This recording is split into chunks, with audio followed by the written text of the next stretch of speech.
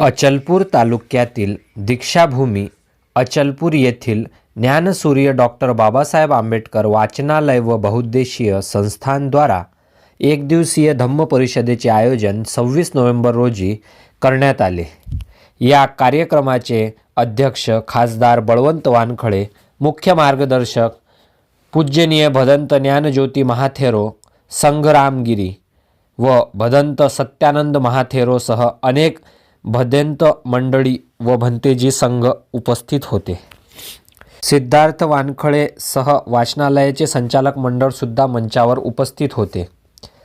धम्म परिषदेच्या मुख्य विषयांवर उपस्थित भदंत मंडळी व प्रमुख वक्त्यांनी उपस्थितांना मार्गदर्शन केले।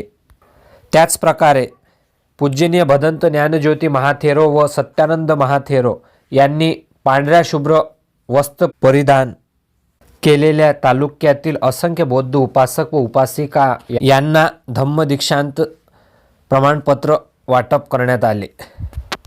समता सैनिक दलाच्या उपस्थितीत व शिस्तीत धम्म परिषद संपन्न झाली। यावेळी महाभोजन दानाचे कार्यक्रम सुद्धा आयोजित करण्यात आले। घर बसल्या हा मूलभूत अधिकार, मतदानाचा हा नागरिकत्वाचा अधिकार आपल्याला मिळाला डॉक्टर बाबासाहेब आंबेडकरांमुळे। अर्थात इंग्रजांकडून हिसकावून घेतल्यासारखा घेतला बाबासाहेबांनी। गांधी आणि आंबेडकर ज्यांच्याकडे पैसे आहेत, पैसेवाले आहेत, उच्च जातीचे आहेत, अशा लोकांना मिळणार होता। पण एक व्यक्ती, एक मत, एक मूल्य ही ठेवण दुसऱ्याच गोलमेज परिषदेमध्ये बाबासाहेबांनी ठेवली आणि हा मूलभूत अधिकारांचा हा संपूर्ण वारसा डॉक्टर बाबासाहेब आंबेडकरांनी तुम्हा आम्हाला या देशातल्या प्रत्येक नागरिकांना हा अधिकार प्राप्त झाला बिना रक्त सांडवता। असं जगात कुठेच घडलं नाही। राज्य समाजवाद ही संकल्पना मी माझे गुरु भगवान बुद्ध यांचे पासून उचललेली आहे। त्यामुळे रिपब्लिकन पार्टीचा जो जाहीरनामा, इतर जगातल्या सगळ्याच पार्ट्यांचा जाहीरनामा बघा, जिथे सामाजिक, आर्थिक, जो धार्मिक न्याय आहे, जिथे न्याय, स्वातंत्र्य, समता आणि बंधुभाव ही मानवी मूल्य आहेत, ही पंडित नेहरूंच्याकडून बाबासाहेबांनी या उद्देशिकेमध्ये, प्रियम्बलमध्ये ठेवली। याचा प्रभावच असा झाला, सगळ्या देशातल्या, तिसऱ्या जगातल्या सगळ्या राज्य घटनाकारांनी हे चारही शब्द बुद्धांचे उचलले डॉक्टर बाबासाहेब आंबेडकरांपासून। त्यामुळे सामाजिक स्वातंत्र्य, आर्थिक स्वातंत्र्य, धार्मिक स्वातंत्र्य, या सांस्कृतिक स्वातंत्र्याची ही संपूर्ण परिकल्पना पूर्ण करण्यासाठी तिथे रक्ताचा एकही थेंब न सांडता न्याय, स्वातंत्र्य, समता आणि बंधुभाव या मानवी मूल्याच्या आधारावर समतामूलक समाज जीवन पद्धती म्हणजे लोकशाही। यावेळी लोकशाहीची सबल व्याख्या जगातल्या कुठल्याही राज्यशास्त्रज्ञांना करता आली नाही। ती केवळ आणि केवळ डॉक्टर बाबासाहेब आंबेडकरांनाच करता आली। कारण काय? बोधिसत्वाचं चित्त, बोधिसत्वाचं चित्त, बोधिसत्व म्हणजे स्वप्रयत्नानं बोधी ज्ञानाचा आविष्कार करून बुद्धत्व प्राप्त करण्याचा संकल्प करणाऱ्या सत्वाला, प्राण्याला बोधिसत्व म्हणतात। बोधिसत्व म्हणजे भविष्यात येणारे बुद्ध। खरंच डॉक्टर बाबासाहेब आंबेडकर बुद्ध होणार आहेत का? तुम्हाला वाटतं का?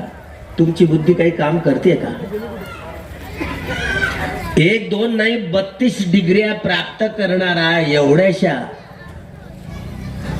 32 डिग्र्या प्राप्त करणाऱ्या एवढ्याशा जीवनामध्ये एवढं काम करणं साधी सोपी गोष्ट नाहीये।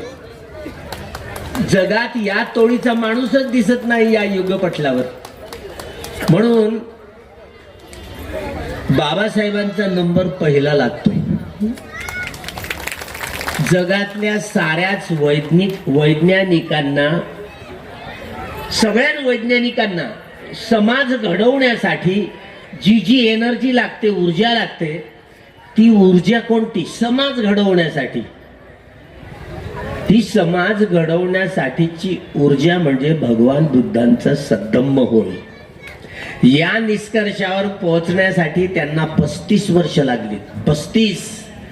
की मानवी समाजाचं कल्याण युद्धाने होणार नाहीये. युद्धाने नेहमीच मनुष्य समाजाची हानी होत झालेली आहे, हानी झालेली आहे. मनुष्य समाजाचं, मानवी समाजाचं कल्याण केवळ आणि केवळ भगवान बुद्धांचा सद्धम्मच करू शकतो. भगवंताच्या सद्धम्माने जगाचं कल्याण होणार आहे. म्हणून आपल्या अनुयायांना जगातलं सगळ्यात मोठं कठीण काम, ते पूर्णत्व करण्याची सगळ्यात मोठी कठीण जबाबदारी दिली. सारं जगत बुद्धमय करणं, धम्ममय करणं. तुम्ही असो की आम्ही असो, हे सगळ्यात मोठं कठीण काम आहे. त्यामुळं हा भगवान बुद्धांचा सद्धम्म घटना दत्त करावा, संविधानात तो कसा रुजवावा, हे केवळ जगातल्या कुठल्याही बुद्धिस्ट राज्य घटनाकारांच्या चित्तातही नाही आलं. ते केवळ आणि केवळ डॉक्टर बाबासाहेब आंबेडकरांच्या चित्तात प्रसवलं.